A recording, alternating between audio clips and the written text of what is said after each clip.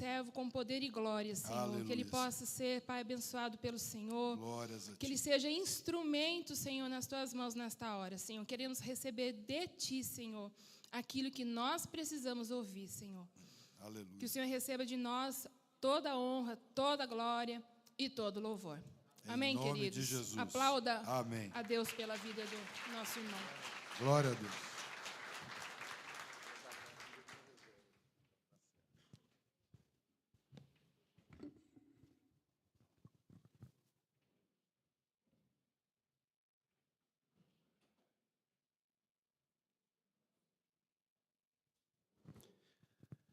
Bem, boa tarde, irmãos, que a graça e a paz do nosso Senhor seja com todos. Amém. Eu já tenho um reloginho ali, muito bom, né?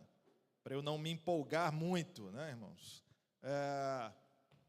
Vamos lá, Fiesta DCK. Por um momento eu não sabia que minha palestra começava assim, né? Anunciando um carro, né? Mas o dono do Fiesta DCK 6139, por favor, comparecer ao local. Deixa eu me familiarizar aqui com como é só o... Você sabe que eu sou um fera em tecnologia. É isso aqui? Vai dar tudo certo, como diz aquela canção, né? Bem, vai dar tudo certo. Bem, gente, já fui apresentado, então, prazer estar aqui com vocês. Quero agradecer ao Paulo e à Flávia pelo convite, né? Mais um evento que a gente está junto aí, é um prazer. A gente se conheceu lá em Minas, no sul de Minas. Eu fui capelão da Escola de Sargento das Armas. Obrigado, pastor. Estava com o negócio errado, então, né? Quero agradecer aos pastores também aí pela oportunidade. Né, a gente vem aqui, eles não conhecem bem quem é, né? E depois eles ficam em oração. Sei como é que é, pastor, quando chama pastor convidado. Fica em oração. Deus, em nome de Jesus, não permita que saia nenhuma heresia aqui essa tarde, né? Mas nós nos conhecemos no sul de Minas. Eu fui capelão da Escola de Sargento das Armas, da ESA, em Três Corações. Não sei quem conhece essa cidade. E aí a gente, um pouquinho antes de ir para Três Corações, numa outra passagem minha por São Paulo, nós fizemos um curso, um treinamento de líderes de casados para sempre nessa igreja em São Paulo, e acabamos conhecendo um outro casal em comum que nos apresentou. Então, que bom que nós podemos estar juntos aqui hoje, é um prazer muito grande. Vamos lá, se não tiver aqui, eu vou sem. Cadê? Com quem que eu falo? A gente não, é uma salinha secreta ali, ó. Você quer que eu vá contando algumas piadas? Eu tenho algumas do meu repertório aqui, até se o problema é esse. Bem, eu estou desde 2007, eu vi o pessoal de Nova Friburgo ali, né? Eu sou da gloriosa cidade de Duque de Caxias, no Rio de Janeiro. Alguém conhece Duque de Caxias aqui? Que pena, né? Assim, quem não conhece, irmãos, eu ouso dizer que não perdeu nada, né? Pode continuar passando a sua vida inteira sem conhecer Duque de Caxias. Eu comecei o meu ministério lá, na Igreja Presbiteriana do Brasil, e em 2006 prestei o concurso da Capelania do Exército. Então, desde 2007 eu tenho atuado como oficial capelão do Exército Brasileiro. Nunca mais, nesse período, o Exército nunca me transferiu para o Rio, eu não tive a oportunidade de servir lá. A maior parte da minha carreira no Exército foi aqui em São Paulo.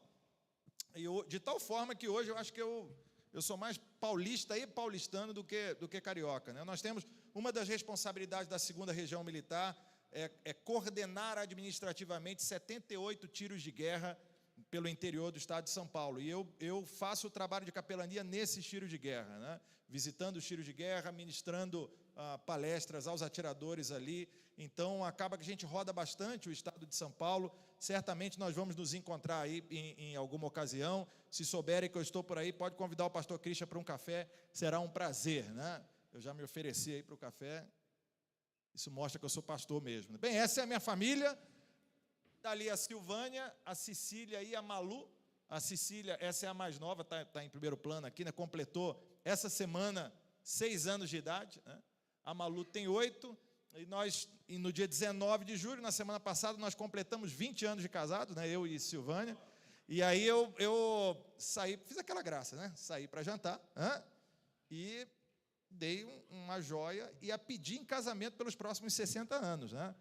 Da primeira vez, ela não sabia muito bem o que estava fazendo, né? Quando aceitou se casar comigo. Agora já tinha 20 anos. Mas mesmo assim, ela aceitou continuar pelos próximos 60, né? Então, agora, isso é uma questão dela, né? Ela decidiu fazer isso. Então, graças a Deus, nós estamos juntos para a honra e para a glória do Senhor. E ela tem sido uma parceira no nosso ministério. Irmãos, nosso tema hoje, então, é forjando o caráter de Cristo em nossos filhos, né? Esse tema daria para a gente conversar durante 1 mês, 2 meses, 3 meses, porque quem aqui tem filhos, eu suponho que nem todos os casais tenham filhos, só para eu saber quais os casais que têm filhos, levanta a mão, quase todos aqui, mas tem alguns que não têm. Aqueles que já estão engajados nessa tarefa, sabem que essa é uma missão para a vida inteira, certo? Os que são casados há mais tempo, pais há mais tempo, então, podem dizer isso com propriedade, né? É uma tarefa para a vida inteira. E se é uma tarefa para a vida inteira, os princípios que estão por detrás dessa tarefa também são para a vida inteira. É um desafio para a gente, num intervalo curto de tempo, apresentar todas as verdades que estão por detrás desse conceito.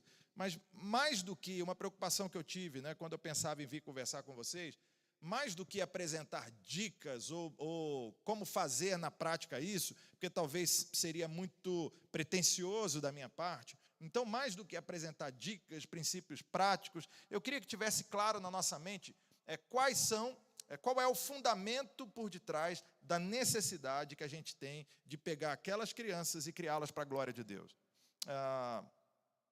Eu lembro quando a Malu nasceu, minha filha mais velha, eu sou chamado pelos colegas que me conhecem há bastante tempo de teoricão, né? Então, assim, alguém me chamou para alguma coisa, já começa a pegar tudo quanto é livro, né, estudar, me preparar, eu sou o teoricão. E eu tinha lido, pastor, tudo quanto é livro sobre ser pai, né, paternidade. Eu li todos os livros, né? Eu li, durante a gravidez, eu li ali também os livros, né, qual é o tamanho da criança em cada etapa da gravidez, aquele negócio todo. Quando nasceu a Malu, eu falei, é tranquilo, eu sei como lidar com isso, eu vou resolver isso aí com a maior tranquilidade do mundo, eu vou ser o melhor pai do universo, né? Eu, como um bom flamenguista, né, acho que vou ganhar todas. Posso ouvir um amém? Não ouvi, enfim. Eu falei, agora eu vou arrebentar. Aí foi assim, nasceu a criança, a gente fez umas lembrancinhas ali na maternidade Santa Joana, lá em São Paulo. A gente fez umas lembrancinhas, os amigos vinham, a gente distribuía aquela coisa toda. Aí já ansioso para voltar para casa, deu ali no 3º dia, vamos voltar para casa. Aí descemos ali para o estacionamento, né, e camarada, eu ali, todo bobo com a minha filha no colo, o camarada pegou o carro, eu passei minha filha para a Silvânia e fui encaixar a cadeirinha no carro. Meus irmãos, eu mexia para cá, mexia para lá, né? Onde eu passo isso aqui? Aí foi me dando nervoso, eu comecei a suar, né? E eu não conseguia. Aí o camarada lá do estado, não, pai, espera rapidinho. Em 2 segundos ele colocou, pode ir, pai, estou acostumado com esse negócio aqui. Irmãos, naquele momento, exatamente naquele momento, me caiu uma ficha, eu falei, eu não sei colocar uma cadeirinha de criança no carro. Como é que eu vou criar esse ser vivo pelos próximos anos, né?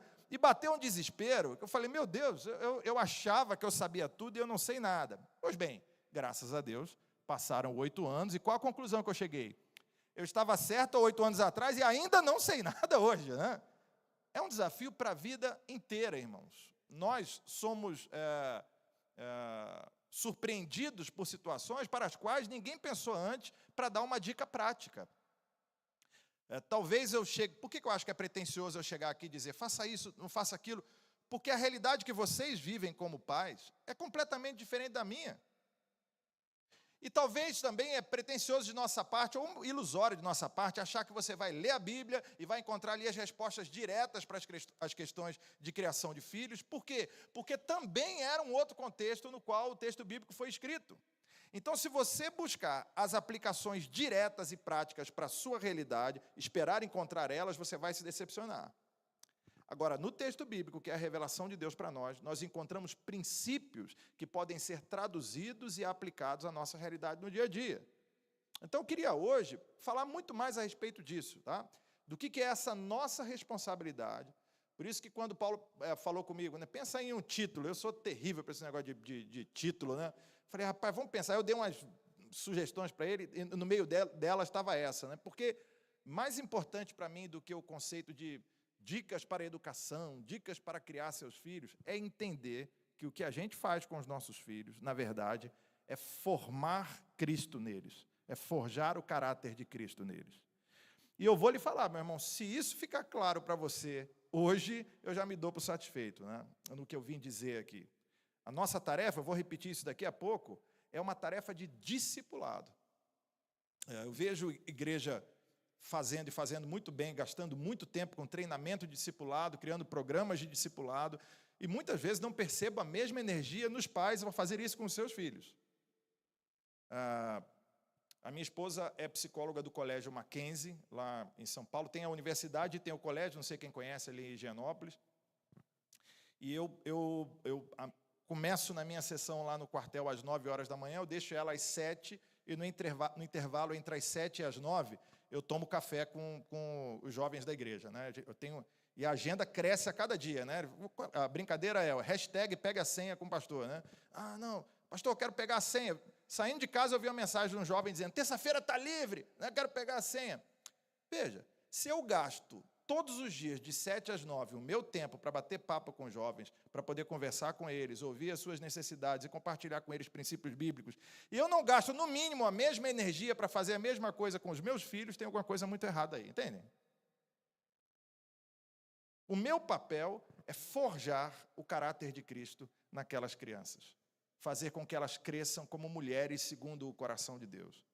Vocês sabem, os nossos filhos não são nossos, certo? Eles são do Senhor. E assim, também não vão ficar agarrados com a gente o tempo todo, certo? Né? Desculpa quem tem crise com isso aí, né? Se você tem crise com isso, meu filho vai ter que sair de casa um dia, minha filha vai ter que sair de casa um dia. Eu vou lhe falar, se você tem crise com isso, que bom, eu encontrei mais alguém comigo, porque eu também tenho crise com isso, né? Minha filha me pergunta, se veja bem, a Malu com 8 anos já veio com a pergunta assim, pai, com que idade eu posso namorar? Minha vontade naquele momento era dizer nunca, já ali, né? Naquele momento. Mas eu falei, minha filha, na idade apropriada. Tentei manter a calma naquele momento, dei um tique nervoso aqui do lado, né? Tentei manter a calma naquele momento. Falei, filha, quando for a idade apropriada, você vai poder namorar, pode ficar tranquila. Pai, qual é a idade apropriada? 38, 39, mais ou menos. Nessa faixa etária, né, você vai estar liberado. Se você tem problemas com a ideia de que um dia meu filho vai sair, minha filha vai sair, bem, você foi colocado por Deus na vida deles para que eles sejam capazes de fazer isso mesmo um dia. Para que eles sejam capazes de viver a vida deles como homens e mulheres de Deus, com os valores que foram plantados durante o tempo em que eles estiveram com você na sua casa. Porque filho não é espada, certo, gente? A Bíblia compara o filho a uma arma, mas não é espada, né? Qual é a arma que o filho é? Flecha, né? Então não é para ficar agarrado em você o tempo todo. Você vai, lançar esse filho. E ele, olha que fantástico. Esse filho vai fazer com que, de alguma forma, você alcance lugares que você nunca imaginou que iria alcançar. Porque ele é como uma flecha lançada. Mas não é espada, não vai ficar agarrado com você o tempo todo. Se você não treinar bem esse menino, não treinar bem essa menina, eu sei que a gente tem aqui as mais variadas idades, né? Talvez você já treinou bastante, aí já esteja com filho, até casado, né? Mas quem sabe você aprenda relembre algumas dessas lições, ou aprende para abençoar outras pessoas que ainda estão no processo de criação de filhos menores. Mas como é que você vai lançar essa flecha se ela não está preparada para alcançar o seu alvo? Então, desde já, meu irmão, sua função é formar nesse menino, nessa menina, o caráter de Cristo para a glória de Deus. Então, eu quero começar com um texto bíblico, que é o de Gálatas, capítulo 4, verso 19. A gente pode ler juntos esse texto? Vamos lá. Meus filhos, as dores de parto, até que Cristo seja formado em vocês. Olha que interessante, o apóstolo Paulo está conversando com os Gálatas, e ele diz assim, o meu trabalho com vocês é ver Cristo formado em vocês, é ser o instrumento de Deus para que Cristo seja formado na vida de vocês. E ele diz, o esforço que ele faz nesse processo é comparado por ele às dores de parto. Percebe que Paulo está fazendo uso de um princípio da maternidade para falar o que é que ele está fazendo com suas ovelhas ali, os Gálatas. Isso que é o processo de discipulado, a formação de Cristo neles. Paulo, de alguma forma, associa com a tarefa da parentalidade, aqui desse caso especificamente, comparando com o parto de uma criança, com o nascimento de uma criança, com algo que é vivido muito especialmente pelas mães. Paulo diz, eu cumpro o meu ministério até que Cristo seja formado em vocês. Se você olhar para outras traduções, então, beleza, até que Cristo seja formado em vocês. Essa, se eu não me engano, é da Nova Almeida atualizada. A tradução da Nova Versão Transformadora diz, até que Cristo seja plenamente desenvolvido em vocês. Vai guardando isso. Até que ele seja formado, até que ele seja plenamente desenvolvido. Tem uma uma paráfrase do texto bíblico, não é propriamente uma versão nem uma tradução, que é a mensagem do Eugene Peterson, e ele parafraseia esse texto de uma forma muito interessante, dizendo: querem saber como me sinto agora, até que a vida de Cristo seja uma realidade na vida de vocês? Como mãe em dores de parto. O que Paulo está dizendo é: eu estou discipulando vocês. Discipular vocês significa que eu quero que Cristo seja formado em vocês, que Cristo seja plenamente desenvolvido em vocês, que a vida de Cristo seja uma realidade na vida de vocês. Pois bem, tudo isso que Paulo aplica à tarefa de discipulado com seus crentes aos Gálatas é a sua responsabilidade como pai, é a sua responsabilidade como mãe, com aquele menino, com aquela menina que Deus colocou na sua casa. Seja um filho, sejam 2 filhos, sejam 3, ou seja mais, para aqueles casais que obedecem plenamente à ideia de povoar a terra, né? Vamos fazer um torneio rapidinho aqui, não combinei. Quem tem 4 filhos aí, ou mais, levanta a mão. Beleza, quem tem 5 ou mais, levanta a mão. O pessoal depois providenciar um prêmio aí para Paulo e Flávia, tá, que cumpriram de maneira clara essa tarefa aí de povoar a terra, né?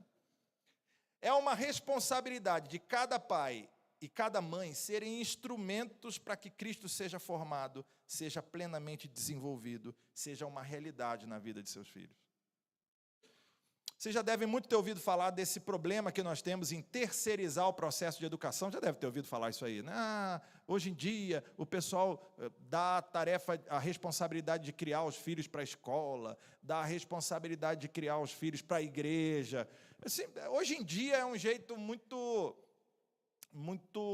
fácil da gente esconder como eram as coisas na nossa época. Na verdade, assim, sempre foi um mal da humanidade a tentativa de terceirizar a tarefa de formação de seus filhos. Aqueles que têm mais experiência de vida, né? Esse negócio de estar mais velho, né? Isso não existe. Lá na igreja, por exemplo, a gente tem tem 2 classes de adultos, né? E a gente chama essas classes de jovens até 40 anos e jovens acima de 40 anos, né? São as nossas duas classes de adultos. Pois bem, aqueles que são jovens há mais tempo, onde se lembrar que se falava muito, por exemplo, assim: eu quero que esse menino sirva ao exército para ver se ele aprenda a responsabilidade. Você lembram disso, pessoal que tem mais tempo? Ver se ele aprende responsabilidade, se ele aprende a ser homem. E não sabe vocês que lá no exército, quando a gente vai fazer a seleção, a gente não quer de jeito nenhum esse tipo de rapaz, né? Porque exército não é reformatório, exército é uma organização profissional, a gente quer menino que já venha pronto. Esse negócio de ter que formar ali. O que está por detrás dessa ideia? Eu vou pedir a alguém para fazer aquilo que eu não fiz, está entendendo? Ou eu vou pedir a alguém para fazer aquilo que eu não estou fazendo. Eu quero que a igreja faça dos meus filhos homens e mulheres segundo o coração de Deus. Aí tem aquele irmão, tem aquela irmãzinha, eu tenho certeza que não tem nessa igreja, pastor. Tenho certeza, em outras igrejas que tem, aqui não tem. Eu já senti, só de olhar eu já vi que não tem. Pastor, tem que melhorar esse trabalho com as crianças. Pastor, trabalho com jovem, tem que fazer uma coisa mais animada. Pastor, os adolescentes estão precisando de um negócio mais legal. Pastor, tem umas igrejas que tem isso, pastor. Tem os irmãozinhos que reclamam. O que está por detrás disso? Alguém tem que fazer a tarefa que eu não estou afim de fazer, entendeu? Alguém tem que fazer para mim. Porque, irmãos, vamos combinar, dá trabalho esse negócio, né? Eu chego em casa cansado, minha esposa chega em casa cansado. O que a gente quer fazer? Eu quero largar, se eu for olhar pela perspectiva simplesmente humana, o que eu vou fazer? Vou ligar uma televisão, vou deixar aquelas meninas assistindo televisão e eu vou fazer alguma coisa. Vou assistir uma série com a minha esposa, ou vou assistir uma coisa mais animada, um jogo do meu time, né? Vou ver a derrota dos outros times, alegra também, às vezes, a gente vê a derrota dos outros times, né? A gente tem prazer, às vezes, isso também. Vou fazer alguma coisa com a minha esposa. Enfim, se a gente for olhar do ponto de vista puramente humano, é isso que a gente quer. Mas não, você chega em casa cansado e você tem que olhar para aqueles 2 cotocos de gente ali e tem que dar atenção para aquelas crianças, tem que investir na vida daquelas crianças. Meu irmão, você vai dizer que isso não cansa, você está brincando. Eu estava comentando que hoje, antes de vir para cá, eu fui pegar a Cecília, porque a Cecília está reclamando que a gente não chama ela mais de neném. Completou 6 anos, né? Não é mais o neném da casa. Eu sou bebê, sim. Aí eu peguei, falei, é meu bebê. Aí eu peguei, aí joguei para cima, aí coloquei de cabeça para baixo, aquela coisa toda. Aí eu ouvi a frase que eu estava com medo de ouvir. Eu também quero, papai, da Malu. Falei, Deus, por que isso aconteceu? A Malu está pesadinha, meu irmão. Vou falar, né? Aí eu peguei, no que eu peguei assim, eu falei, Senhor, já vou preparar. Falei, Silvana, prepara o miozão de 10 aí, por favor. Eu já segurei, falei, Senhor, dá a tua graça aqui agora. Tem aquele negócio, paciência de Jó, força de Sansão. Falei, dá a coisa toda. E eu peguei. Na hora que eu joguei para cima e botei de cabeça para baixo, eu falei, vou assassinar essa criança aqui agora, nós vamos. Minha coluna vai travar. Né? Segurei e falei, Jesus amado, eu estou vindo aqui com as costas doendo, meu irmão, né? 47 anos já na lata. Dá trabalho esse negócio. Pois bem, Deus criou você para cumprir esse trabalho. Ninguém pode fazer isso, só você pode fazer. Ah, não, pastor, alguém pode fazer. Beleza, alguém pode fazer, mas não vai fazer do jeito que Deus preparou você para fazer. Você é o pai, você é a mãe. E essas marcas que você está imprimindo no seu filho, guarde isso, viu? Gostando disso ou não, querendo ou não, as marcas que você está imprimindo no seu filho, na sua filha, vão ficar para a vida inteira. Pergunto para você, que marcas você está imprimindo? Porque alguma você está.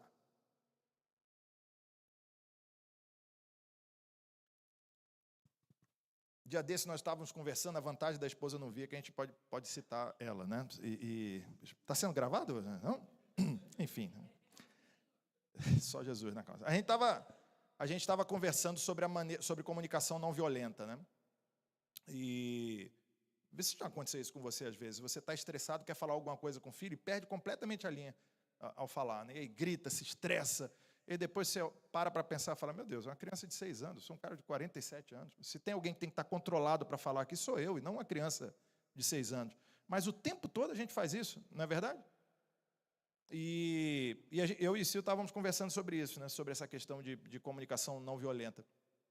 E aí nós começamos a pensar nas nossas casas, nas criações que nós tivemos.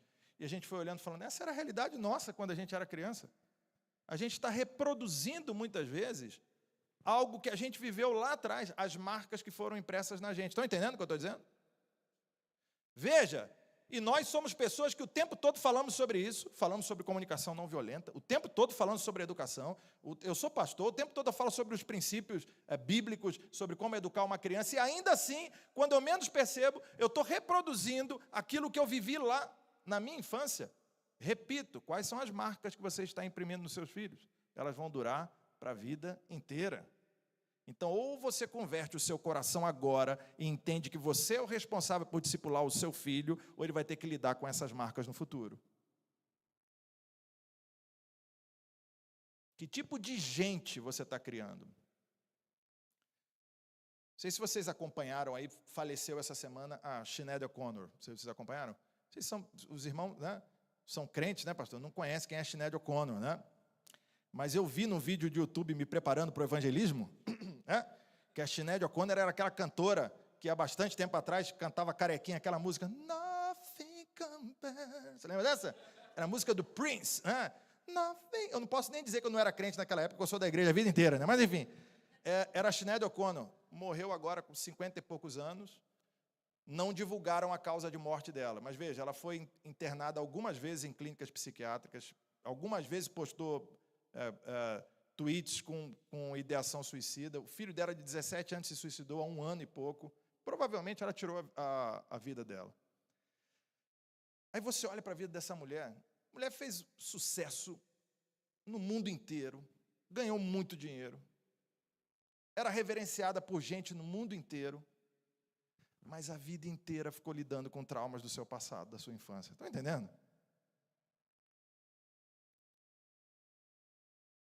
É sua responsabilidade que tipo de ser humano você vai fazer viver nesse planeta nos próximos anos. É sua responsabilidade. É muito importante a gente discipular jovens na igreja, a gente discipular novos convertidos na igreja. É vital isso. Eu faço isso o tempo todo na igreja. Não há igreja sem isso. Mas, meu irmão, a parentalidade é a forma mais sublime do discipulado. Talvez você possa viver uma vida sem nunca ter discipulado ninguém na igreja, mas se você cumpriu o seu papel com o seu filho, com a sua filha, você cumpriu qual era o projeto de Deus para a sua vida. Eu admiro muito aquele pregador que vai lá e várias pessoas se convertem, ou aquele pregador que sempre está aconselhando alguém, sempre tem um tempo para aconselhar alguém. Meu irmão, se ele faz tudo isso e não cuida daqueles que estão na casa dele, ele não está cumprindo o chamado dele de forma adequada. A Bíblia fala sobre isso. A Bíblia diz que é um dos critérios, inclusive, para você ter líderes, você selecionar líderes na igreja, se eles governam bem a própria casa, ou seja, se estão lidando bem com a sua própria casa, com seus próprios filhos. Nós somos, agora, é uma igreja que tem muitos jovens, porque ela funciona dentro de um campus universitário, né? E muita gente que vem de fora de São Paulo, estudar ali no Mackenzie, acaba ficando na igreja, e além das características da própria cidade de São Paulo. Então, a nossa igreja, a gente tem gente de tudo quanto é lugar do Brasil, e de tudo quanto é lugar do mundo, né? A gente tem uma colôniazinha angolana lá na igreja, temos uma colôniazinha peruana lá na igreja, nós somos uma igreja transcultural, né? E o que eu acho interessante é que, como os filhos de pastores presbiterianos têm uma bolsa para estudar lá no Mackenzie, acaba vindo muito filho de pastor para a cidade. E esses filhos de pastores acabam indo parar ali na Gileade. E então, quem conhece filho de pastor sabe qual é a responsabilidade que eu tenho, né, irmão? Aquele renca de filho de pastor ali junto naquela igreja. E eu sei o que é isso, por quê? Porque eu também sou um filho de pastor, né? Meu pai também era pastor. Estou falando isso por quê, meu irmão? Porque muitas vezes você vê aquele pastor pregando ali, ensinando, falando de princípios bíblicos, e você não sabe as lutas que esse camarada está tendo em casa com a criação dos seus filhos. Você sabe disso, já deve ter ouvido histórias assim. A gente tem um índice muito grande de filhos e filhas de pastores que estão fora da igreja hoje. Porque houve um tempo enorme dedicado para o ministério, para discipular as outras pessoas, para levar as outras pessoas até os pés de Jesus Cristo, e esses pais, essas mães esqueceram de levar os seus filhos aos pés de Jesus. Meu irmão, não cometa esse mesmo erro, em nome de Jesus. É sua função discipular os seus filhos. Esse é um versículo muito conhecido das Escrituras que fala a respeito disso. Ensine a criança no caminho em que deve andar, e ainda quando for velho não se desviará dele. O caminho em que se deve andar. Esse versículo é tão rico. Daria para a gente ficar o tempo todo aqui só falando sobre ele, né? Primeiro, a ideia de ensinar. A gente tem um conceito muito equivocado do que é disciplina. A gente pensa sempre disciplina como castigo, né? Quando você vai falar, eu vou te disciplinar, a criança já fica preocupada, porque ela acha que é um castigo que vem pela frente, especialmente castigo físico, né? Geralmente, quando você fala que vai disciplinar uma criança, você está falando que vai dar um establefe nela, né? A gente acha que disciplina é isso. Disciplina não é isso na Bíblia, disciplina é ensino na Bíblia. Esse é o sentido da palavra disciplina. Se você pega, por exemplo, a carta de Paulo aos Hebreus, quando fala que Deus disciplina os seus filhos, não tem lá esse texto? Que Deus disciplina os seus filhos, a palavra no grego é paideia. Paideia dá origem, por exemplo, à pedagogia, por exemplo. A ideia é ensinar, a ideia é educar. Esse é o princípio de disciplina na Escritura. Pois bem, você é responsável por disciplinar seus filhos, você é responsável por ensiná-los. A escola vai fazer o papel deles, não há dúvida nenhuma, a igreja vai fazer o papel dela, mas é sua responsabilidade ensinar o seu filho. Ensinar o seu filho em quê? No caminho em que ele deve andar. Se você puder ensinar matemática para o seu filho, ótimo. Se você puder ensinar a língua portuguesa para o seu filho, ótimo. Física, química, ótimo. Mas se você não puder ensinar nada disso para o seu filho, mas ensiná-lo o caminho em que ele deve andar, você cumpriu o seu papel. Você ganhou nota 10 no projeto de Deus.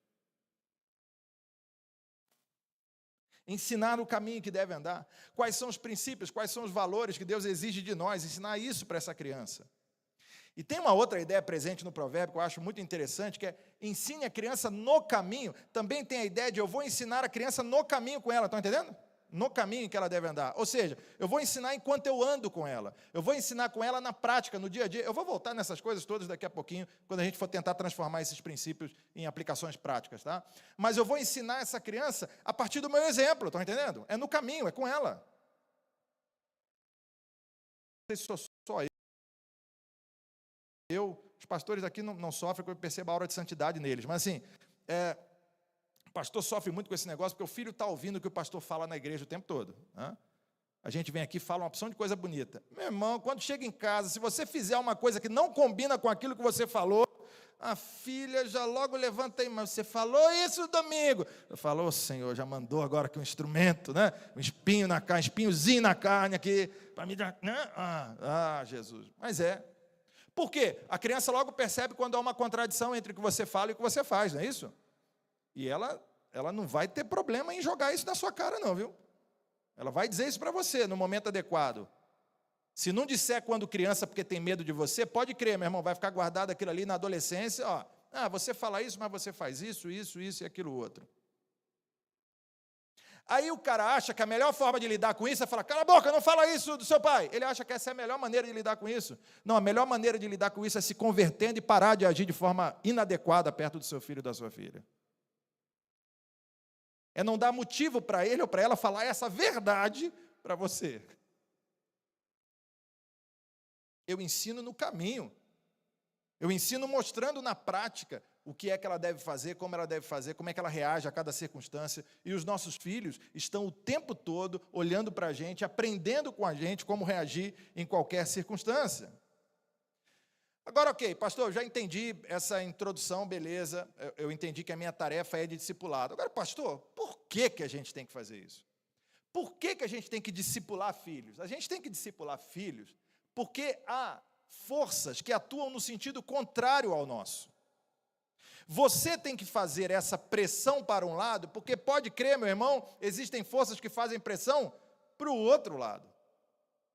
Há uma batalha em jogo aqui. E se você abrir mão de cumprir o seu papel nessa batalha, o outro lado vai vencer. Estão entendendo o que eu estou dizendo? Você precisa discipular os seus filhos, porque há uma outra força que luta contra você. Eu não gosto de cometer dois erros que a gente comete muitas vezes. Um é romantizar o passado e o outro é satanizar o presente. A gente faz muito isso. Ah, a gente vive dias muito difíceis. Antigamente não era assim, não. Na minha época não era assim, não. Você já repetiu essa frase algumas vezes? Na minha época não era assim, não. Era assim, meu irmão, era. Só tinha outras coisas e era de outro jeito, mas era. Por quê? Porque o ser humano pecador está aqui desde os nossos primeiros pais, Adão e Eva. Então, mas qual que é um problema que a gente tem hoje? Aí nisso eu vou concordar, tá? Um problema que a gente tem das últimas décadas para cá. Nós temos meios de comunicação em massa, está entendendo? Então, às vezes, uma ideia ruim, há 100 anos atrás, demorava a chegar nas outras pessoas, está entendendo?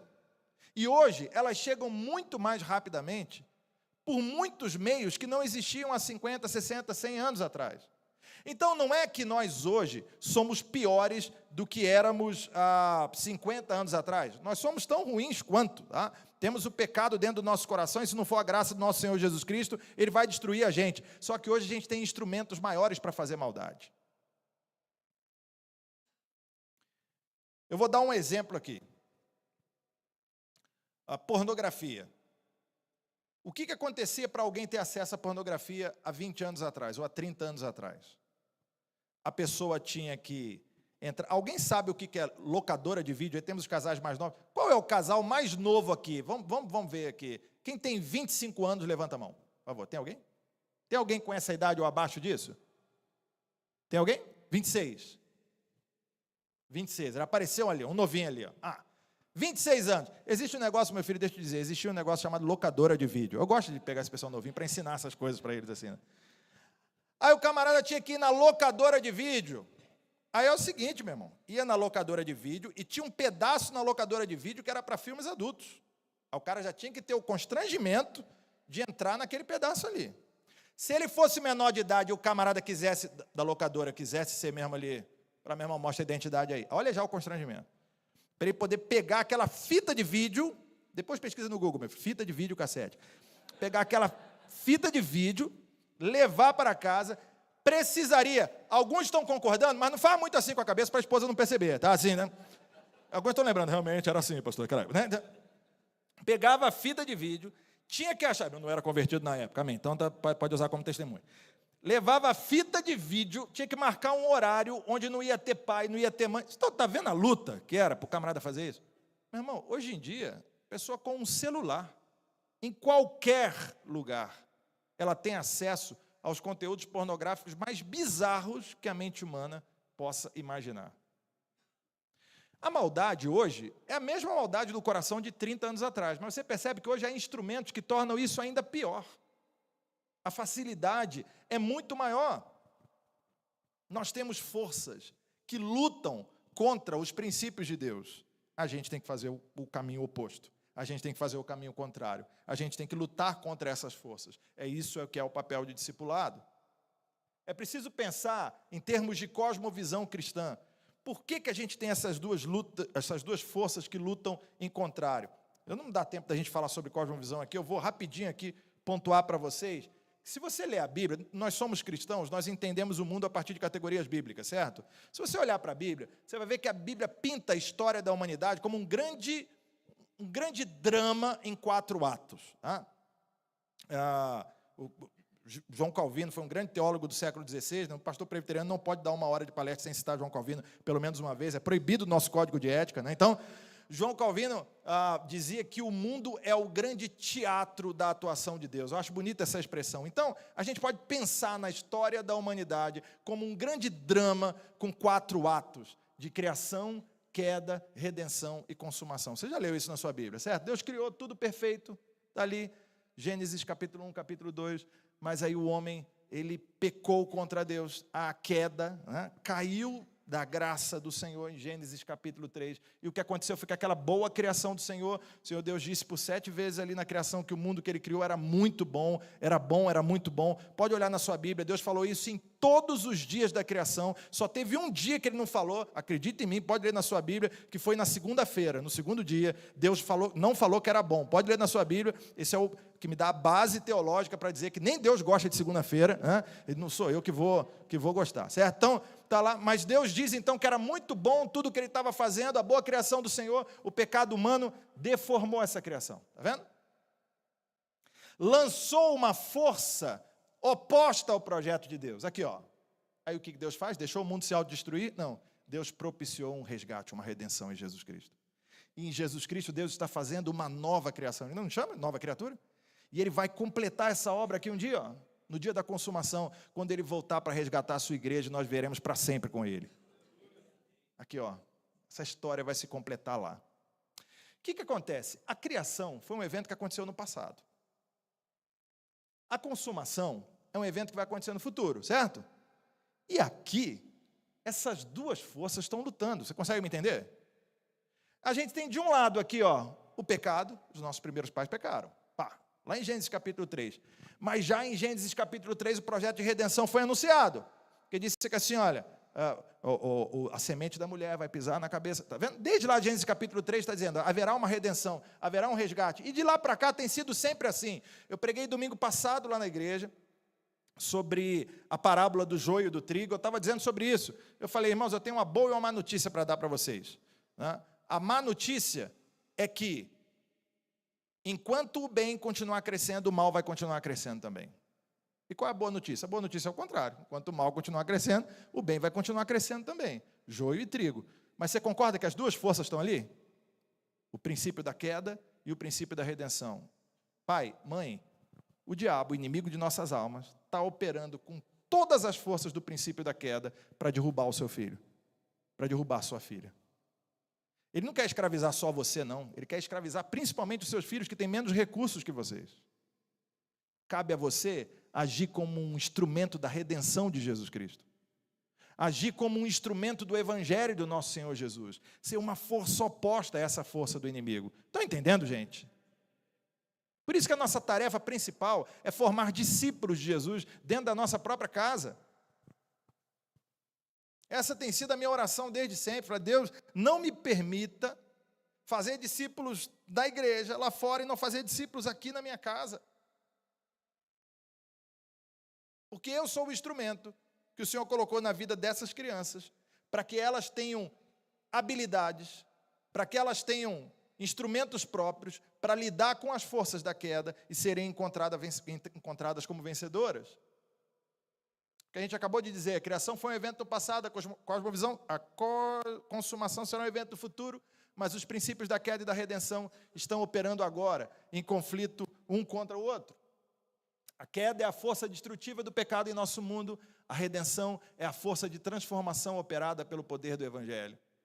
Então, a nossa responsabilidade é lutar contra os desafios da queda, é lutar contra as armadilhas que o princípio da queda, o princípio do pecado oferece diante de nós, e sermos achados vencedores nessa guerra.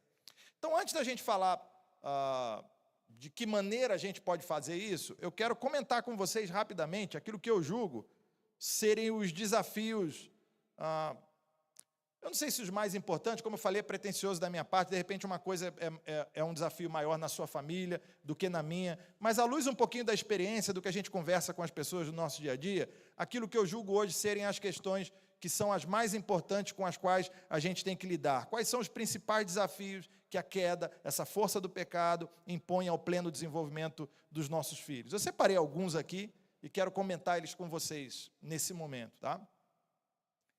Primeiro, os valores contrários na mídia e na cultura. Como eu disse, não é que há 100 anos atrás a força da queda não imperava contra a força da redenção. Era assim também. Havia uma luta 100 anos atrás. Só que a gente não tinha uma cultura de massa como a gente tem hoje. Eu lembro que no 11 de setembro de 2001, não foi quando o avião lá destruiu as Torres Gêmeas? Gente, eu me recordo como hoje, eu tinha saído da igreja, foi o meu primeiro ano de ministério, eu não era casado ainda, morava com os meus pais, eu tinha voltado para casa para buscar alguma coisa, meu pai estava assistindo televisão, e eu cheguei exatamente no momento em que o avião bateu na segunda torre. Porque o que aconteceu? Quando bateu na primeira, começou a transmitir ao vivo para o mundo inteiro o que estava acontecendo, e de repente veio um e bateu na segunda. Olha que coisa, isso aí há 22 anos atrás. O mundo inteiro viu na hora um atentado terrorista. Hoje o Brasil jogou mais cedo, perdeu para a França, né, na Copa do Mundo Feminino. O mundo inteiro assistindo a um jogo de futebol que está acontecendo na Austrália, né? É isso? Está acontecendo lá na Austrália, o mundo inteiro. Veja, hoje nós temos um poder de comunicação em massa que não existia há 50, 60, 100 anos atrás, 1000 anos atrás. Esses valores contrários que sempre são apresentados, hoje são apresentados nessa cultura de massa. Então a gente luta contra isso, é um desafio que nós temos hoje no nosso dia a dia. Um problema muito sério que a gente tem lá em casa, né? Saber o que nossas filhas podem assistir ou não podem assistir na televisão. Pois bem, a gente adotou uma política lá em casa. Eu sei que cada casa é de um jeito, cada família tem o seu desafio, mas a gente adotou uma política de tela mínima lá em casa, né? Em dias normais, geralmente é 40 minutos por dia que a gente autoriza de tela, né? Incluindo aí televisão, enfim.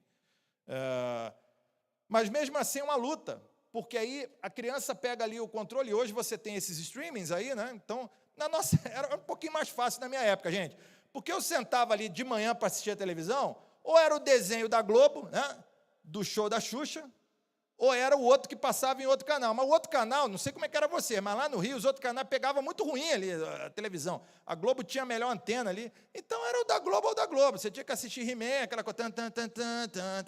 Às vezes assistia um outro ali, não tinha muita essa opção. Aí hoje eu vejo minhas filhas de 6 e 8 anos brigando para ver o que elas vão assistir, porque não, dá para ver isso, dá para ver aquilo outro. E a grande luta da gente elas só podem assistir aquilo que eu e a Silvana tivermos assistido antes. Por quê? Porque você não faz a menor ideia do que é que pode acontecer, de repente, naquele programa que está sendo assistido. Início das férias das meninas, no começo do ano, eu caí na bobagem, na cilada de assistir um filme com elas sem ter visto antes, aquele filme. E falei assim, um filme da Disney, fofinho, né?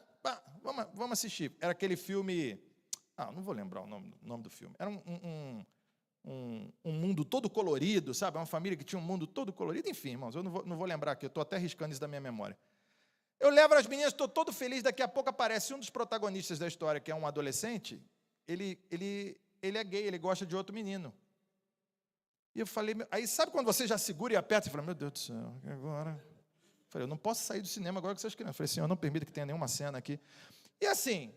Foi um negócio não foi algo muito explícito, entendeu? Ele fala que gosta do menino, no final eles conseguem sair juntos, não tem um abraço, não tem um beijo nem nada, mas você acha que aquilo ali já não entrou na cabecinha daquelas crianças?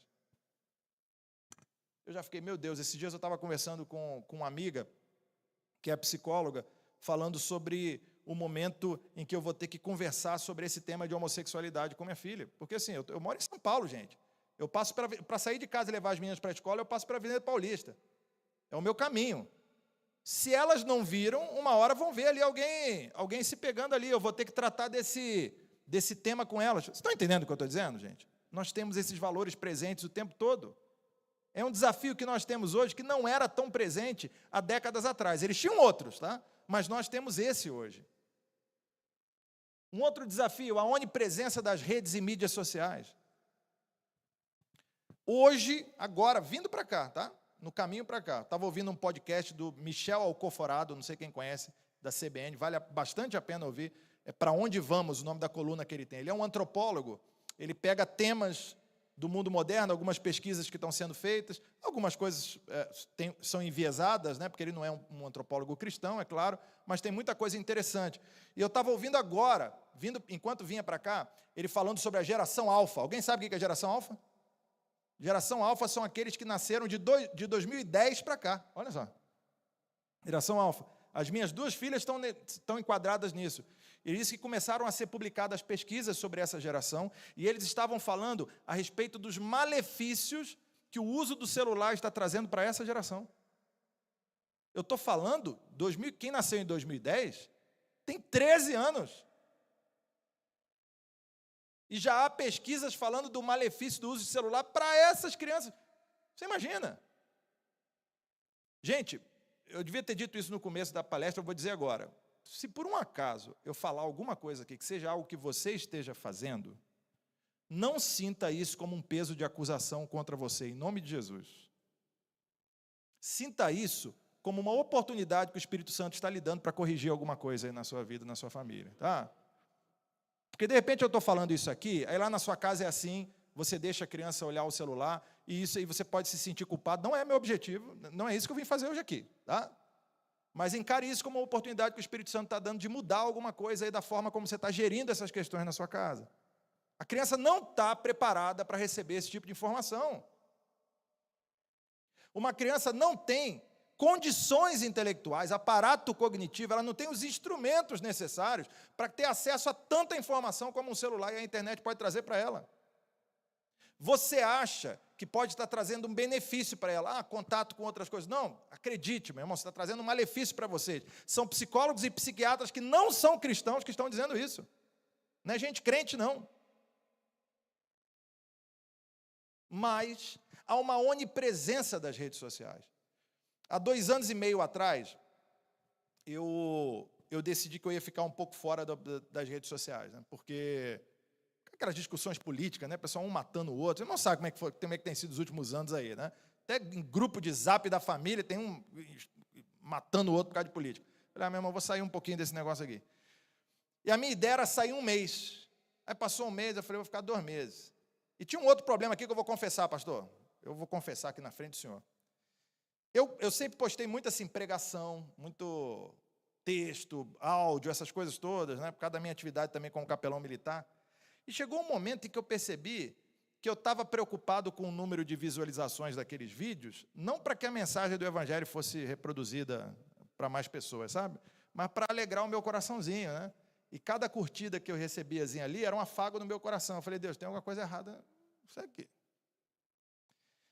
Falei, vou dar um tempo. Aí parei 1 mês, 2 meses. Irmãos, eu estou 2 anos e meio sem... eu nem apaguei. Falei assim, eu não vou apagar, porque eu sei que a hora que eu quiser voltar, eu posso voltar, mas eu vou lutar contra essa tentação, né? 2 anos e meio sem usar redes sociais. Vou dizer para vocês, o que eu perdi durante esse tempo? Nada. O único problema que tem é que às vezes tem um meme novo, eu não sei do que se trata, né? O pessoal fala, eu não sei. Mas aí rapidinho você conversa com a meninada ali, você já descobre o que é, né? Meus irmãos, as redes sociais, não é só para as crianças e adolescentes, não, tá? Para os adultos também. Redes sociais têm sido um fator de ansiedade e depressão enorme entre as pessoas. Porque você vê um mundo de fantasia ali, mas acredita que aquele mundo de fantasia é real. Olha fulano como é que é, olha como ele é feliz, ele viaja para tal lugar, ele faz aquilo. Ele fala, meu irmão, você não sabe como é que é no dia a dia aquela casa ali, ilusão aquilo, né? Mas as pessoas começam a comparar a sua vida real com aquela vida irreal. Se a gente faz isso como adulto, imagine uma criança de 9, 10, um adolescente de 13, 15, 16 anos. Aí isso conecta, falando especialmente dos adolescentes, com os outros 2 elementos, tá? A pressão e a necessidade de pertencimento.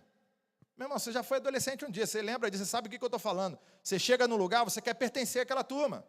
Você quer fazer parte daquele grupo. Só que crianças e adolescentes sabem ser cruéis muitas vezes, né? E aí o seu filho não consegue pertencer, não consegue achar um lugar, e às vezes, se ele não estiver bem preparado, ele vai fazer de tudo para poder se sentir pertencendo àquele lugar. É assim muitas vezes que você vê meninas entregando a sua virgindade, é assim muitas vezes que você vê meninos e meninas fazendo uso de drogas, entrando no mundo do álcool, tudo para poder se sentir pertencente àquele ambiente. É um desafio que nós temos.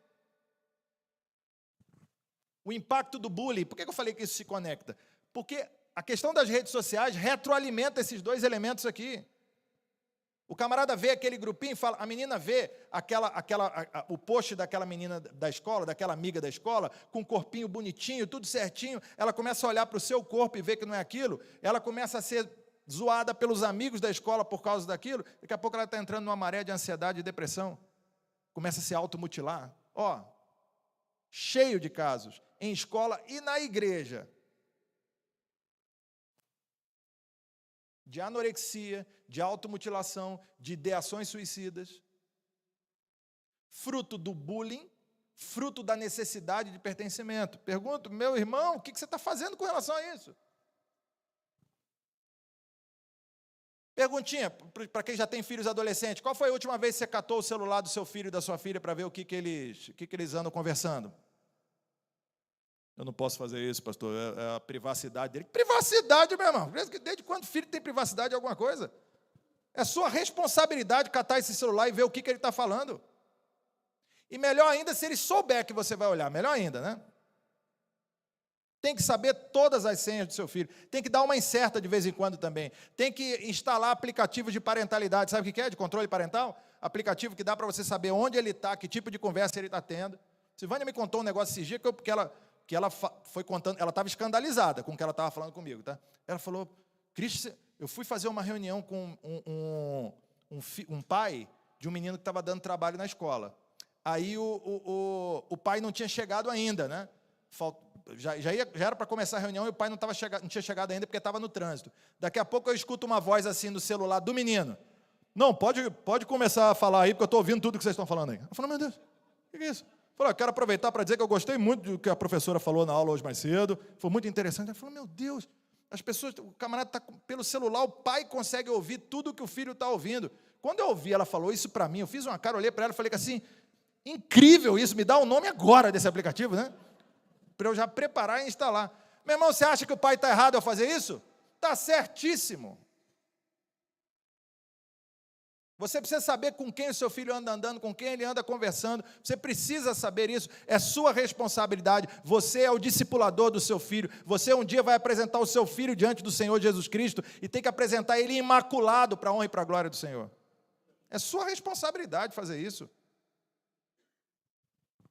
Você sabe que crianças e adolescentes sofrem com o bullying, com essa necessidade de pertencimento, e você não vai fazer nada com relação a isso, aos seus filhos, crianças e adolescentes.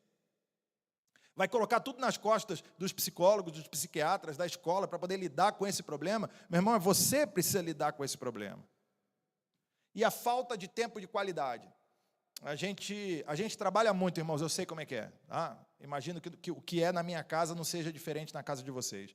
A gente trabalha muito, como eu disse, a gente chega em casa, a gente está muito cansado, a gente queria descansar, eu queria parar ali no Recanto do Guerreiro, né? Mas aí o que eu faço? Eu respiro, eu olho e falo, Deus, eu preciso pastorear essas duas meninas, está entendendo? Preciso pastorear essas crianças. Eu quero ter tempo com a minha esposa, sabe o que a gente faz? A gente bota as crianças para dormir mais cedo, e a gente vai assistir uma série junto depois que elas dormiram. A gente consegue terminar um episódio? Não, mas pelo menos a gente vai. É o que a gente achou, meu irmão.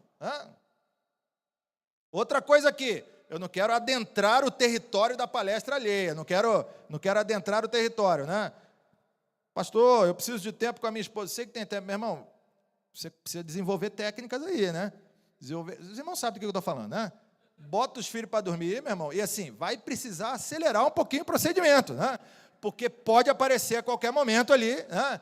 Dá uma trancadinha, por favor, na porta, em nome de Jesus, né? Não cause traumas nessas crianças, né? Dá uma trancadinha na porta, não tem, providencie isso aí o mais rápido possível. A gente tem que se adaptar a nossa falta de tempo para que haja tempo de qualidade com os nossos filhos. Você precisa sair com os seus filhos. Outra coisa, você tem mais de um filho? Entenda que eles têm as necessidades individuais deles, tá? Eu saí com a minha filha, né? A gente foi com a filha mais velha, só com ela, para a gente ir ao cinema. Cara, eu estou com a Cecília na minha cola até agora, perguntando, quando é que o senhor vai sair comigo? Quando é que o senhor vai sair comigo? Quando é que o senhor vai sair? E está certa, né? Eu sair com uma, eu tenho que ir com a outra. Elas têm necessidade. E eu vou lhe falar, viu? Já está terminando meu tempo, olha só.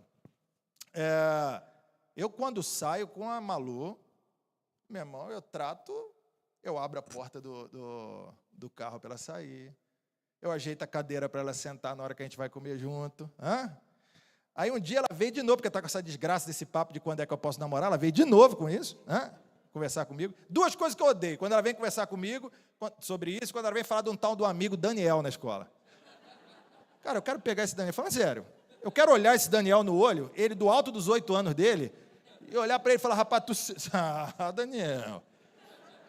E eu fui olhar, e depois eu descobri que todas as meninas falam, é só o Daniel.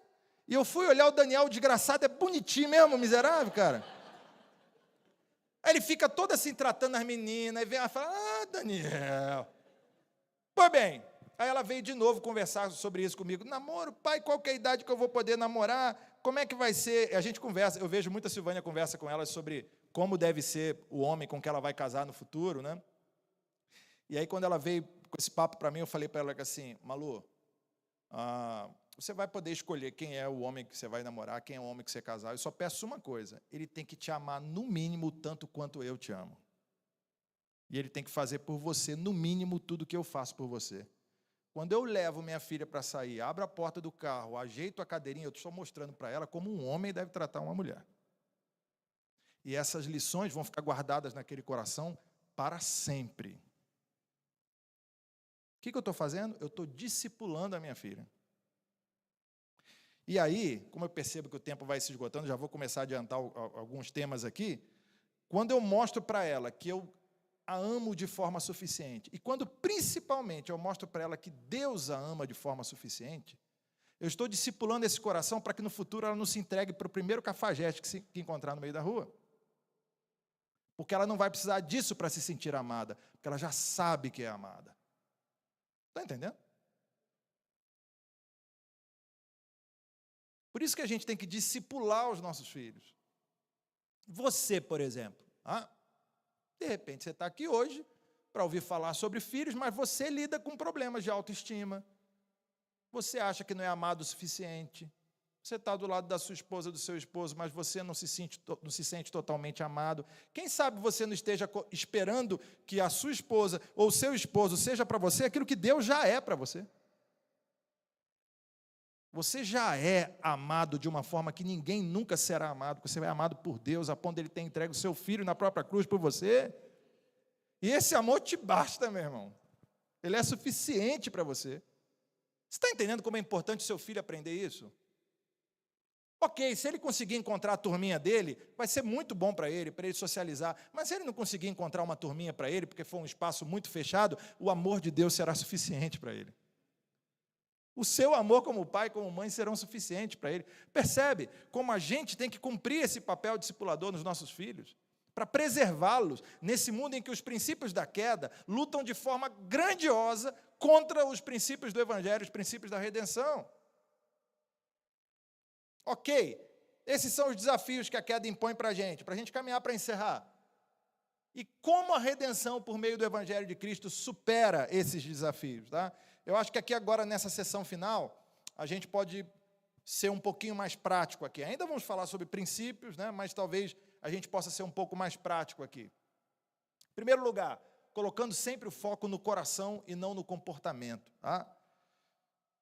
Às vezes seu filho faz alguma coisa com você e aquilo te irrita. E crianças, elas nascem já com a capacidade de irritar os seus pais. Elas não precisam aprender, né? Elas já nascem com essa capacidade, porque há uma doutrina teológica chamada a doutrina da depravação total, diz que todo ser humano, por completo, ele nasceu contaminado pelo pecado. Você precisou ensinar seu filho para mentir, por exemplo? Ensinar ele a mentir? Vem cá, meu filho, vou te ensinar a mentir. E um dia, de repente, do nada, ele foi e mentiu para você. Não foi assim? Contou uma mentira. Não fui eu que comi, não, papai. Com a boca suja de bolo, né? Não fui eu que comi, não. Você precisou ensinar seu filho ou sua filha a dizer não para você? Precisou ensinar? Aprendeu sozinho, né? Por quê? Porque o pecadinho está ali. A criança tão pura, está precisando ler mais a Bíblia, meu irmão. Criança tão pura? O que é isso, né? Em pecado me concebeu minha mãe, não é isso que está lá na Escritura? É um pecadorzinho, uma pecadorzinha que você tem lá, meu irmão. Precisa desesperadamente da graça do Senhor Deus. Precisa desesperadamente. Olha que privilégio se você puder apresentar o Evangelho para os seus filhos. Olha que privilégio você, além de pai e de mãe, poder ser pai e mãe na fé do seu filho. Olha que privilégio, né? Cabe a você fazer isso. Olha, aí a criança faz uma coisa que você não gostou. Tá? Vou dar o exemplo lá em casa também. Malu e Cecília estão numa fase, qualquer coisa é briga, né? Qualquer coisa, uma vai para cima da outra. E lá é o seguinte, a Cecília, que é a menorzinha, é a que bate mais, entendeu? E ela bate para valer, meu irmão. Ela, né? Às vezes eu vejo ali, eu fico até preocupado. Mesmo estou até pensando em colocar no jiu-jitsu, porque a menina, né? E aí tem um comportamento ruim desse, bate na irmã. Qual que é a nossa maneira de agir geralmente? Minha filha não pode fazer isso. Está errado, vem cá, está de castigo. Não vai fazer isso, não vai fazer aquilo outro. Não é assim que a gente geralmente faz? Disciplina a criança. Eu estou colocando foco aonde? No comportamento. Aí eu fico brigando o tempo todo com aquele comportamento que está errado. O que eu estou ensinando sem querer para a criança? Que aquele comportamento é muito importante para mim. Aí uma hora ela vai querer me manipular com aquilo. Ela vai querer ficar boazinha para ganhar alguma coisa do meu lado. Está entendendo? Ela vai falar, já sei o que é importante para o meu pai. É isso aqui, porque o tempo todo ele reclama disso. Então eu vou fingir. Eu quero fazer outra coisa, mas eu vou fazer isso só para ganhar algo. Mudou o coração dela? Não. Então o teu foco tem que estar no coração. Você precisa ensinar para essa criança por que isso é errado. Você precisa, no dia a dia, mostrar, lendo a Bíblia, orando com ela, mostrar com o seu exemplo por que aquilo é errado, para que aquilo entre no coração e ela nunca mais repita esse comportamento. Se você focar só no comportamento, você não está indo no que é principal. A Escritura diz, Provérbios capítulo 4, que sobre tudo que você deve guardar, você tem que guardar o coração, porque é dele que procedem as fontes da vida eterna. Então, guarda esse coraçãozinho em nome de Jesus, cuida desse coraçãozinho que Deus colocou ali para você cuidar. Segundo lugar, ensinando as crianças a filtrar a influência da mídia e da cultura popular através da lente da Bíblia. Então, ok, eu recebo essa influência ruim da mídia e da cultura. O que eu vou fazer? Eu vou fazer o caminho inverso. Eu vou ensinar minha filha a filtrar tudo isso que é de bom, meu filho, a partir das Escrituras. Para isso, eu preciso ensinar a Bíblia para o meu filho e para a minha filha, certo? Aí olhem aqui para mim. Para eu ensinar a Bíblia para o meu filho e para a minha filha, eu preciso conhecer a Bíblia, certo, senhores? Senão eu vou ensinar o quê para eles, né? Então, queridão, pega a sua Bíblia ali e vamos começar a trabalhar. Né? Vamos lá, sua filha um dia vai fazer pergunta difícil para você.